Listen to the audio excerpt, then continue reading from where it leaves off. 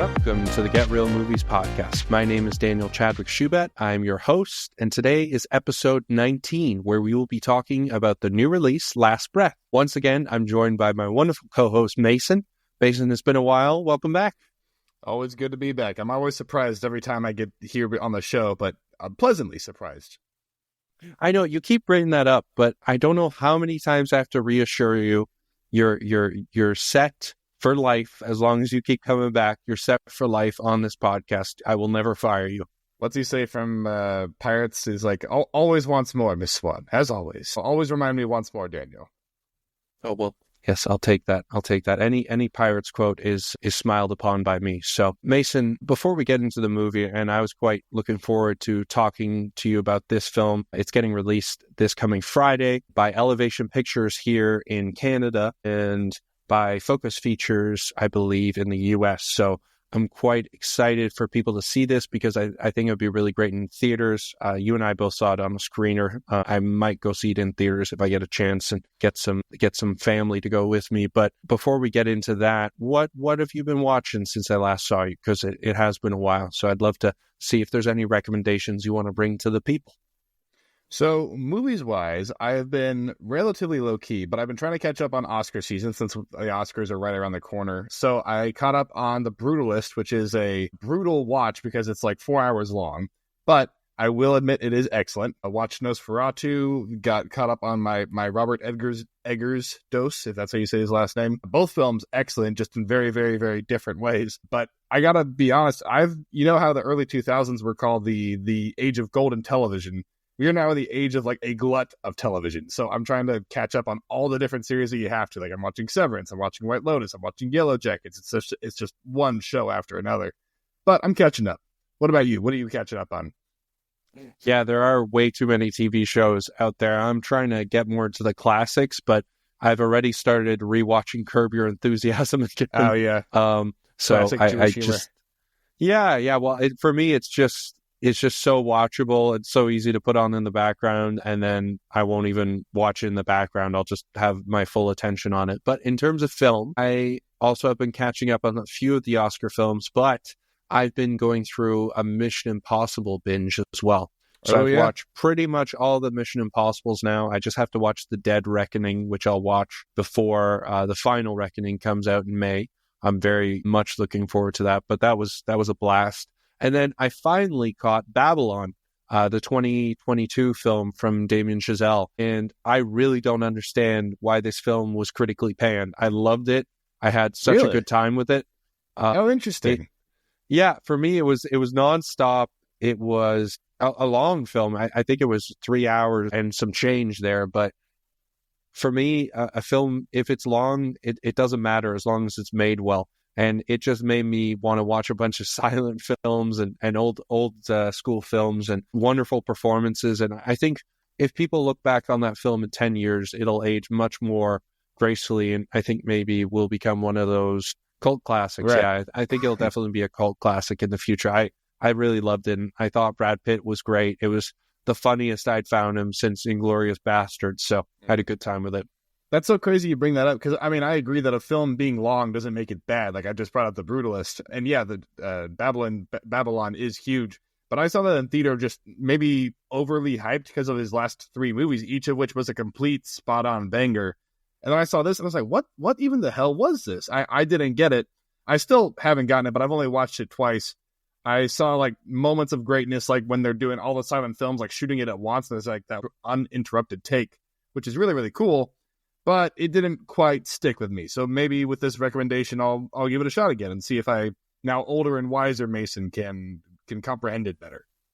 Well, for me, it was the soundtrack that really stuck with me. I was listening to it in my car for like a week after, and I was just seeing the scenes in my mind. And I totally agree that Chazelle has made probably better films in terms of Whiplash and even La La Land, which is an instant classic for me. But and First Man, too. First Man was great as well. Oh, First Man was great as well. Like, that's the thing, is he, like you said, he hasn't really missed with any of his features so far. And I think I would just add Babylon to that. I think it's really different and something unique. And I like when directors take a chance and do something that we don't expect. And I certainly wasn't expecting an R-rated film that looks at the 20s and the golden age in silent film, at least, and the switch and the transition to audio, which is just so different. And I never really thought about it like that before. And I enjoyed it, but I understand why there's going to be people who don't like it, and I understand people who love it. I was just in the latter. So. Okay, well, the audience will have to make the decision for us. Do you think Daniel's crazy, or do you think Mason's crazy? Let us know in those comments and likes and subscribes and such. Well, yeah, especially if we want to call back to our last episode where we did our top films of 2024. According to Mason, I belong in a mental asylum. So I cannot believe we won't get into it, but yes, Daniel does belong in a mental asylum and should never be allowed in any sort of Criterion closet ever.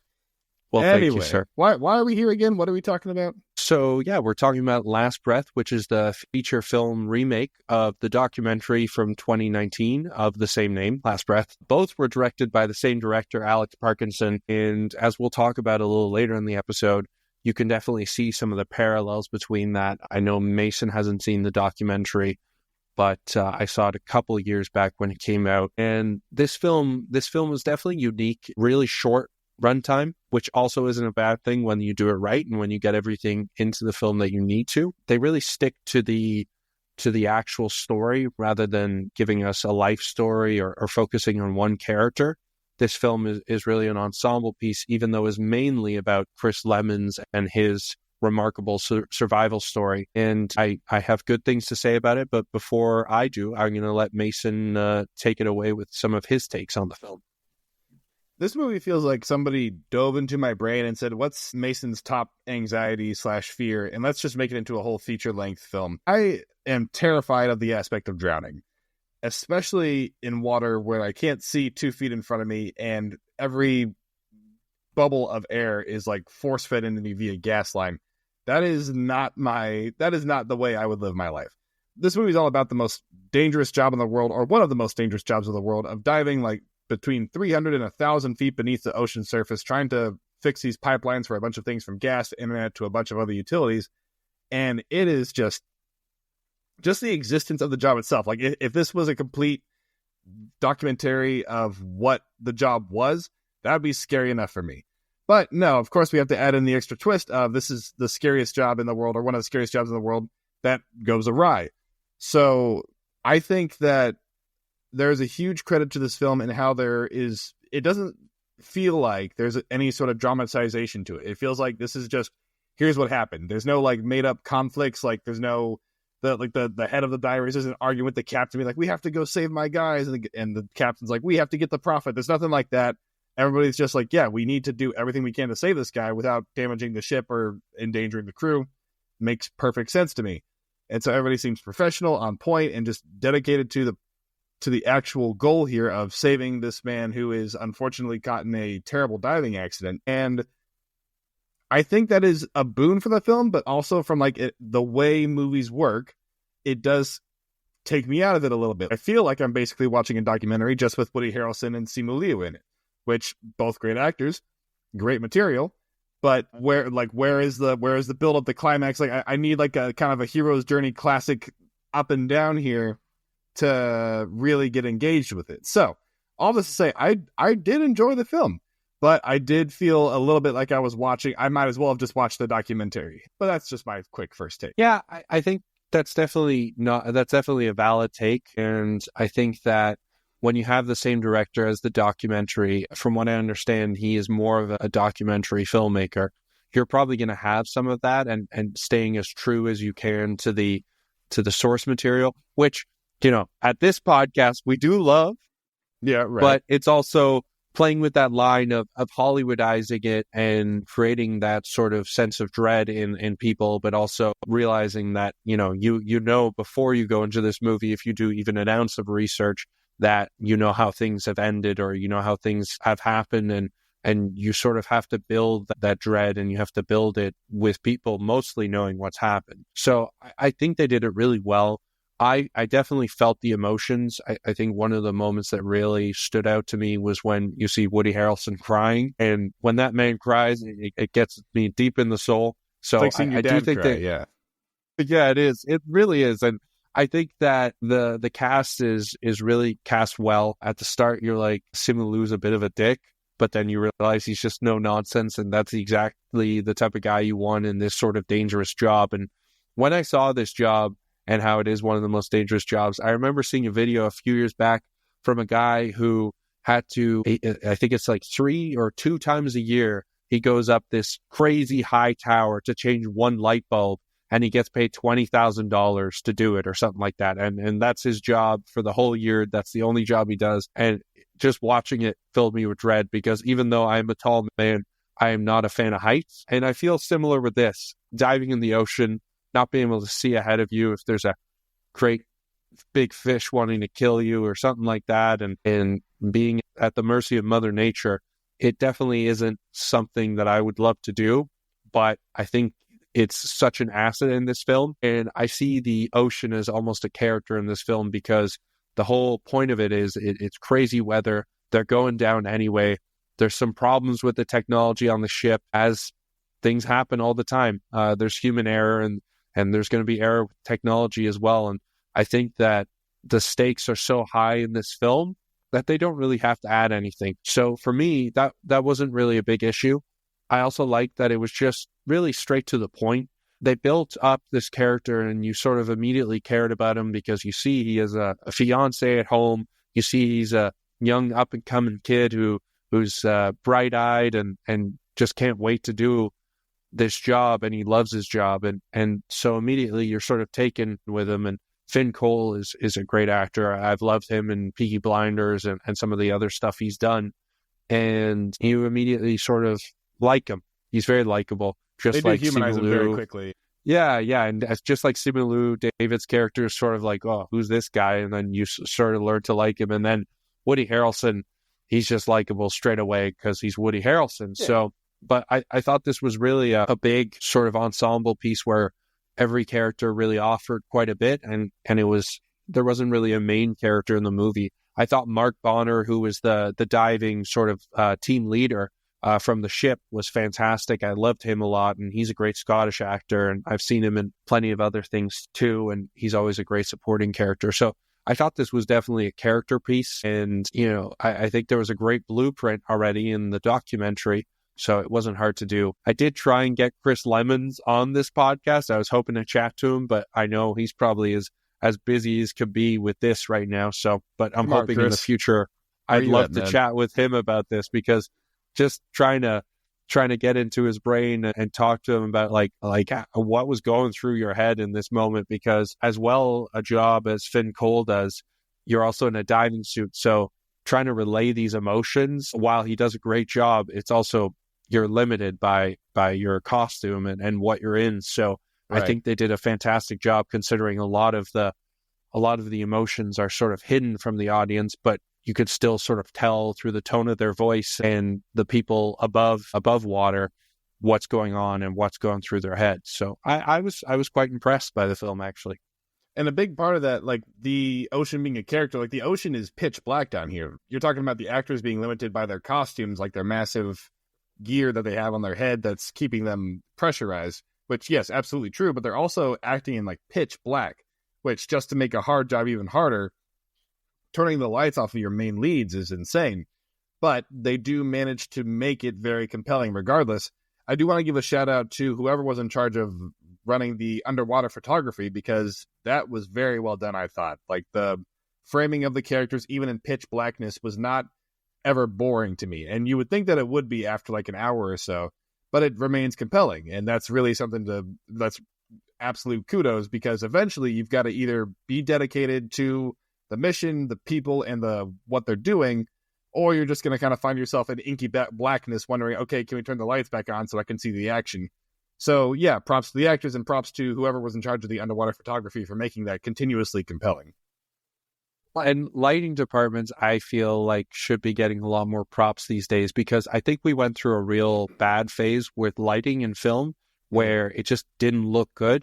But then you look at a movie like the one you mentioned before, Nosferatu, which has some of the best lighting I've ever seen. And you find out afterwards some of the scenes were lit exactly by candlelight.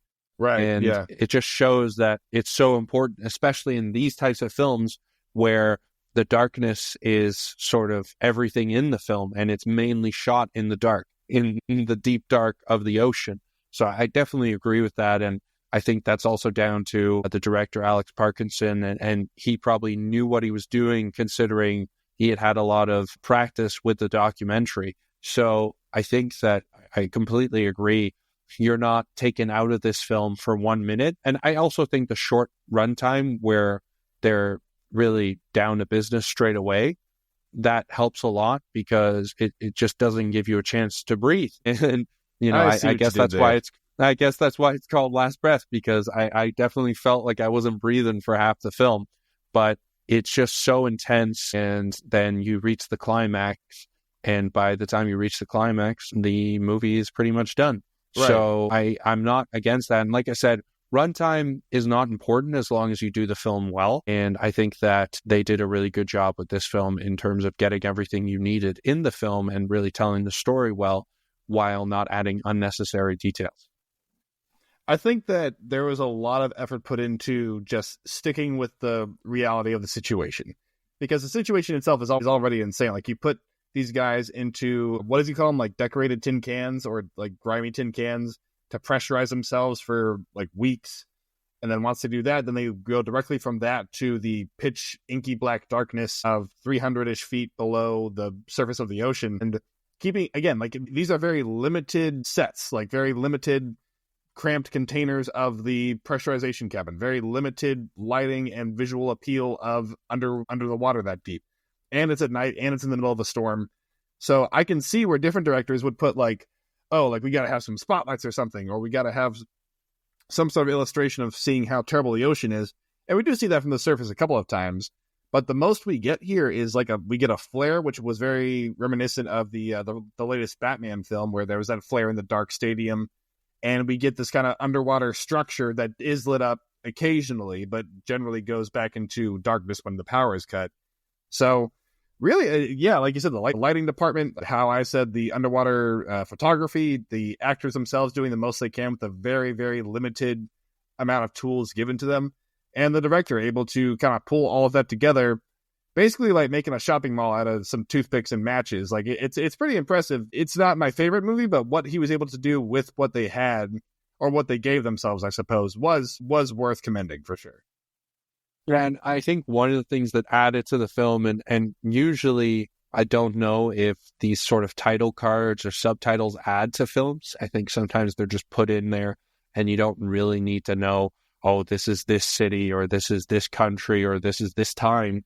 Whereas in here, they add a little subtitle that says time with oxygen and time without oxygen. And it just shows you're just like, oh my God. Yeah, this is crazy. How is this guy still alive? And a lot even of people the movie don't didn't really know. The movie was like, we don't know how he survived. Like, experts don't know how he's alive. Well, exactly, and they said it might have been in part to cold water and breathing a gas mix with a high partial pressure of oxygen. That was how he survived, but they still don't know. So in terms of, I'm not one to use the word miracle lightly, but I feel like this is a miracle movie in terms That's of... pretty close, yeah. It's similar to, I was thinking about this after I watched the film, and, whether you like the film or not, the film Soul Surfer with Bethany Hamilton, when she, got her arm bitten off by a shark and then immediately got back in the water as soon as she could. And you have that with this guy as well, where he's survived something that really seems unsurvivable, and he's getting right back there, which I'm sure his fiance did not like. Oh yeah, my gosh. Could you imagine that conversation? Like, you are never going in the water again, and if I was that person's spouse. Yeah, exactly. And I think that this story is quite amazing, because it just shows the strength of the human spirit, but also just shows that sometimes miracles do happen, and they're kind of unexplainable, and that's okay. And from what I understand, he seems like a really solid guy. So that definitely helps in terms of liking him, and you're rooting for him, obviously. But I do think he's a little crazy too, getting back in the water 2 weeks after he was without oxygen for 3 minutes. I mean, you've got to be, right? Like, just to do that job at all, you have to be a little bit insane. And I guess going back into it just further illustrates that fact. I mean, yeah, God bless his family for just either letting him or being okay with him going out to do that again, because I could not emotionally wrap my head around that. Yeah, for sure. And in terms of, from what I understand, this movie is almost spot on in terms of how it tells the story. It seemed very similar to the documentary, at least from what I remember. And I do think that is always cool to see when they do a film like that. I do think most biopics or most true stories do need a bit of, not Hollywoodizing, but they do need something different where they don't always have to be 100% to the truth. But this story is so unbelievable and so made for Hollywood that you don't really need to add anything to it. And I think that no movie could really compare to the actual story of what happened. So that's why they made the documentary, obviously. So I think it just depends on what people like to see. If they like to see true stories, but told with actors that we know and love, then I think this is the film for them. If they want to just know the true story, then you also have the documentary, which you can go watch. But see, this is where I disagree with you like a smidge, because I do agree that like I like seeing the true story without many fluffs, but like you said, it goes very beat for beat of what happened, and the issue with that is like, while this is definitely a like insane situation with insane peril to it, I was just waiting for I was just waiting for more, you know, like okay, the guy gets stranded, okay, they go get the guy, they pick up the guy, okay, the movie's over. And it's like, well, I mean, yes, I'm glad that, I mean, it was terrifying. I'm glad everybody worked together and they got the guy out. But I maybe like, oh God, like I found this extra tank of air down here, but it's only good for 15 minutes. Maybe I can jimmy something together. Oh, that fails. Well, I guess I'm gonna die anyway. Just like give me a little bit. I could take a little bit of flubbing of the facts, just a smidge. Don't go full Ridley Scott on it. But, you know, a little bit of coloring outside the lines would be okay for me, just in terms of drama. It's like to get more compelling drama into the movie. Well, if I ever get to chat to Chris, I'll let him know that his story was too boring for you. Oh, God, don't tell him that. Chris, I'm sorry. I'm glad you're alive. That's, if I can leave you on one thing. Yes, we're all glad that he's alive. No, I'm kidding. I hear what you're saying. I guess for me, there's some stories where I don't feel like you need to tinker with that. And this felt like one of those stories. But I do understand that would add another layer to it and, you know, maybe a few minutes to the runtime as well. So I do understand what you're saying. I will politely disagree with you, though, my American friend. That is fair. You can disagree with, I feel like it is you should disagree with me, probably. This is probably not one of my best opinions, all things considered, but it is my personal opinion. Hey, and that's totally fine. He's wrong, though, guys. Anyways, moving on. I guess in terms of my rating, I'll go with my rating first, and I would say this isn't one that I would run to the theaters for. It isn't like an unmissable film, but I definitely think it's one worth enjoying in theaters, seeing it on the big screen. Some of these set pieces and the underwater shots and just maybe getting the full sound of it and the full scope of it would be well worth seeing.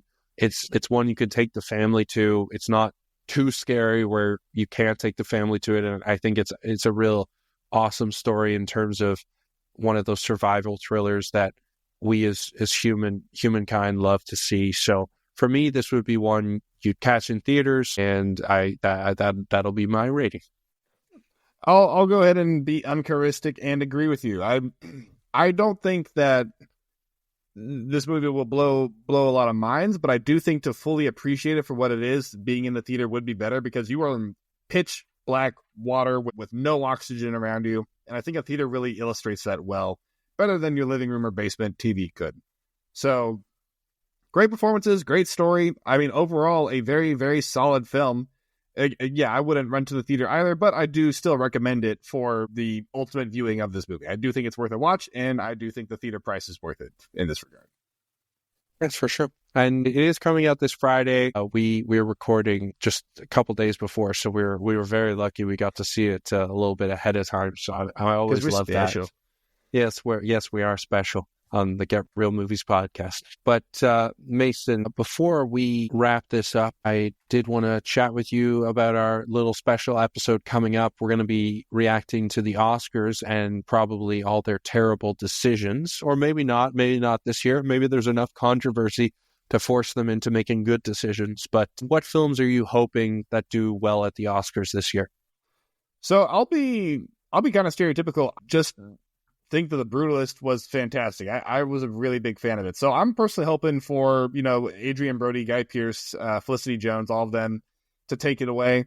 I don't know what in the world is going on with this Emilia Perez movie, but I do hope that it gets lost to the ages. Other than that, I mean, Kieran Culkin, I think, did fantastic in A Real Pain. Mickey Madison, fantastic in Anora. I'm kind of pulling for Brutalist and Anora. I think those are my two leading ones. Like we got a couple for Wicked as well. I thought Wicked was great, but I don't think it was Oscar worthy. But that's just me personally. What about you? Well, for me, I think it is a travesty that Emilia Perez is one of the most nominated films in Oscars history. I think that from what I understand from Mike and from my understanding now, they really nominated the wrong movie about the trans experience. And I think I Saw the TV Glow was a much better choice. And all this controversy about the main actor and the opinions they put online sort of, I think, have doused that fire. But I think there's not many things I care about. One of the things I care about is that Conclave wins an original screenplay one. I think Conclave was fantastic, and it was so out of left field and not what I was expecting, and filled with great performances, shot beautifully. I wouldn't be surprised if that does well in the cinematography department, although there's plenty of other great films in that department as well. But the main and only thing I care about, and I know it's most likely not going to happen because there's a great animated film called Flow, but I want Wallace and Gromit to win Best Animated Feature. I think it deserves it. Wallace and Gromit deserve their Oscars. It must happen. If all is right in the world, if all is right in the world, they will win this, and they will bring the miniatures out and give them miniature Oscars. Look, I hope you're right. I hope I'm wrong. I hope you're right, because I love the stop motion. Stop motion is one of the hardest things in the world to do. There's no way in the world it wins an Oscar. But maybe I'm wrong. I know. And I think that Flow, from what I understand, is a beautiful movie, so I would never talk trash about it. But I do think Wallace and Gromit deserve their flowers. But if it's not this time, then it just means they have to come back for another film, and I'm okay with that. So that is my pick. Also, after the Oscars episode, our 20th episode will be coming out, and I'm very excited about that. We made it already much further than we did last time, so thank you, Mason, for joining me on this journey. But the 20th episode is one that's really special to me because it's the whole reason I started this podcast, and it was the first person that I ever emailed, and that is the movie Spotlight. And I'm going to be talking to one of the main journalists from that movie. And I'm just really, really excited to share that conversation with everyone, because I think it is one of the most important films that's come out in the last 10, 15 years. And it was one of the films that really got me interested in starting this podcast and talking to these people about it. So I'm really excited to talk to Matt Carroll about that film and sort of interview him about what his experience was like watching that film, seeing Brian Darcy James portray him, and how close it was to the truth. So I'm very excited to share that with you guys. And I'm hoping that we have plenty more great interviews coming up in this year and plenty of great podcasts with my buddy Mason and I. So very excited to share that with you all. And Mason, as always, lead us out. If this podcast made you want to never enter the ocean again because you're afraid of getting lost by your massive tugboat, then be sure to leave us a follow and subscribe. Leave us one of those comments too. Spotify lets you do that now, and let us know what you thought of the show. I want to give a huge thank you to my good Canadian Daniel friend for bringing me back on for the Upteen surprise time. And until next time, I've been Mason. I've been Daniel. And you've been awesome. We'll see you at the movies. Bye, y'all.